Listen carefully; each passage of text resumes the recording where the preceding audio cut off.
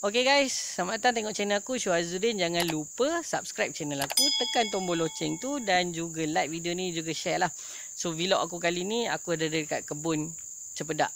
So pokok cempedak ni sangat-sangat lama lah, sebab orang-orang yang tua dekat sini pun dia cakap masa dia orang kecil dulu pun dia orang dah kutip buah hasil daripada cempedak ni. So maksudnya dia orang tu pun umur dah 50-60.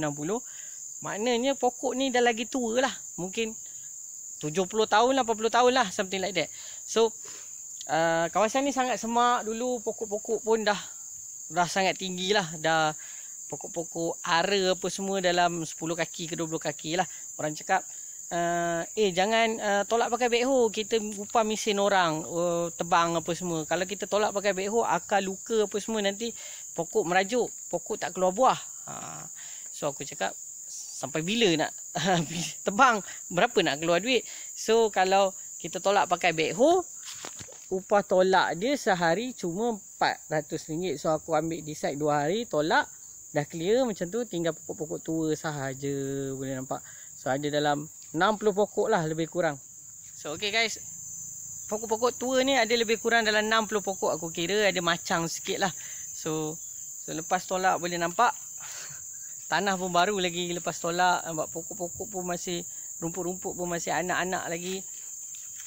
So lepas tolak, so tolak pun dalam hujung bulan 3 lah, something like that, bulan 3 lah tak salah aku. So ada masa dalam 3 bulan je untuk tempoh berbunga, lebih kurang start bulan 5 ataupun bulan 6. Sebab macam tu lah, 4, 5, 6 tu dah start berbunga lah. So aku tolak bulan 3. And orang cakap kalau dah tolak susah, nanti tak berbuah, rugi apa semua. Cakap tak apa, kita tolak. Dan aku bagi masa tempoh untuk 2 tahun. Aku cakap perjumpaan pada family aku, okey kita akan buat 2 tahun. Kita bagi, lepas kita tolak ni, kita tengok dia berbuah ke tak. Okey, untuk yang first year. Tapi kita support dengan baja. Lepas tu kalau dia tak berbuah, tak apa, kita bagi tahun kedua untuk dia berbuah. Kalau dia tak berbuah juga, okey, decide kita akan sambung dan baji dekat tepi. Okey, kalau tak berbuah juga, aku decide, aku cakap 2 tahun tak berbuah, okey kita akan baji dekat tepi.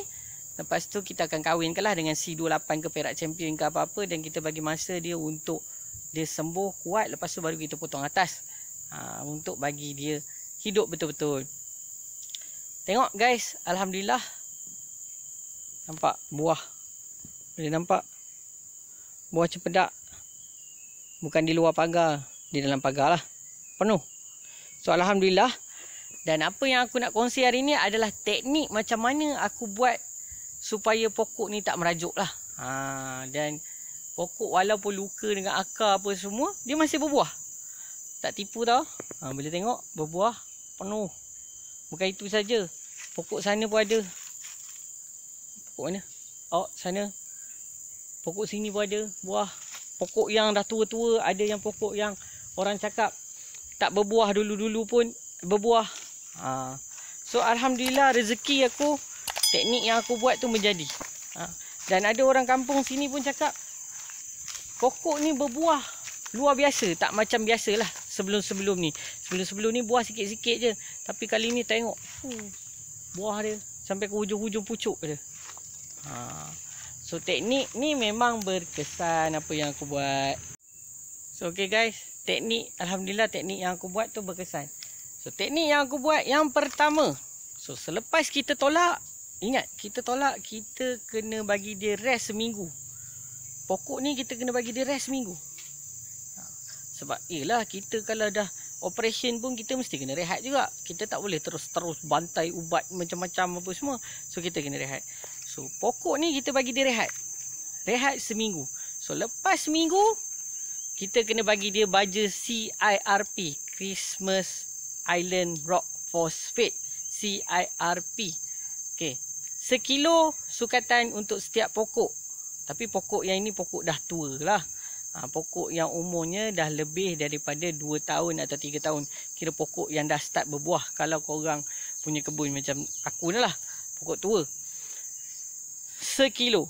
Okey, seminggu kita bagi dia rehat, kita bagi 1 kilo setiap pokok, tabur di bawah kanopi di hujung, kata macam tu, daun hujung dia. Sebab akar yang menyerap apa semua adalah dekat hujung. Okey. aku decide orang cakap tak boleh. So aku decide dan aku tak pakar bab baja, tapi aku try kaji dan baca dan faham apa function baja sebenarnya.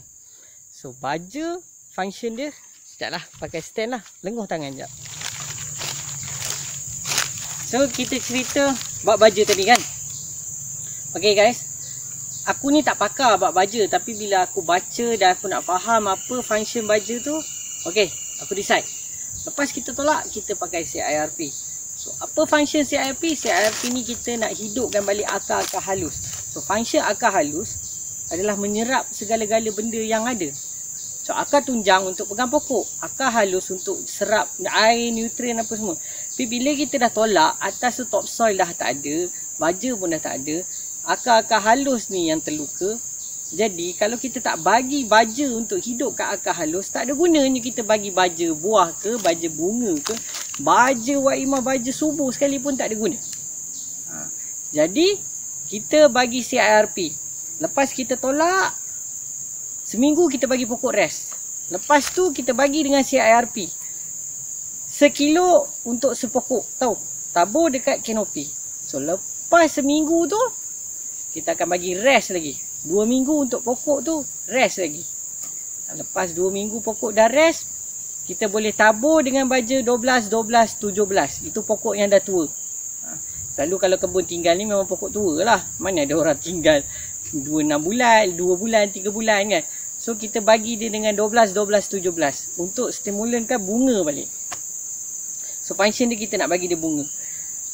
Lepas tu kita bagi sukatan dia tu, kita kena ingat. So dalam setahun pokok cempedak ni kita anggap macam durian lah. Setahun penggunaan dia 10 ke 12 kilo untuk sepokok. Tahu pokok tua. Jadi kita bahagilah. So kalau macam aku ambil muda, aku ambil 12 kilo setahun. So bahagi sebulan mesti bagi 5 sebulan mesti bagi 1 kilo. So kalau aku pembajaan 2 minggu sekali. So kalau 2 minggu sekali kita akan bahagi pula. So 2 minggu, sebulan kita bagi dia kepada 2. So kalau 1 kilo tadi kita bagi 2 minggu 500 gram. Anjing tu kejar bewak pula.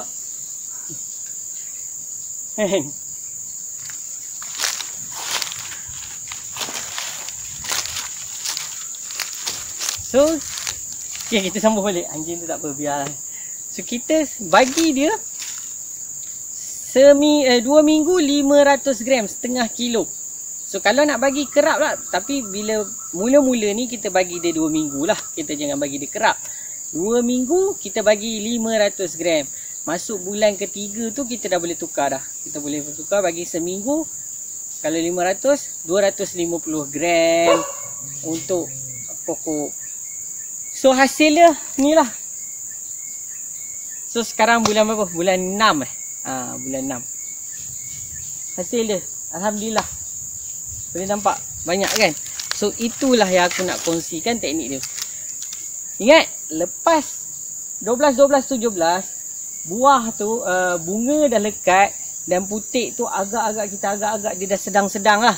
Sedang-sedang kita kena bagi tukar pula dengan baja buah. 13, 13, 21. Function dia kita nak bagi buah tu manis, nak bagi buah tu besar. Tu function dia 13, 13, 21. Tapi kalau kita ada trace element, kita ada magnesium, kita taburlah magnesium. Sebab semua benda yang ada tu perlu. Dan kalau tanah yang macam ni, kebun macam ni, kita boleh bagi dia selang kata 3 bulan ke 4 bulan, kita bagilah organik 5 kilo.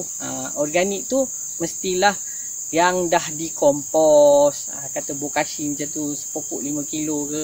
Bukan apa, kita nak hidupkan tanah yang ada di kawasan tanah tu balik. Nak hidupkan mikrob-mikrob yang ada dalam tanah. Sebab penggunaan kekerapan kita guna kimia, mikrob dalam tanah tu akan mati. Jadi tanah tu tak gembur, tak lembut, tak ada ruang udara, tak ada mikroorganisma.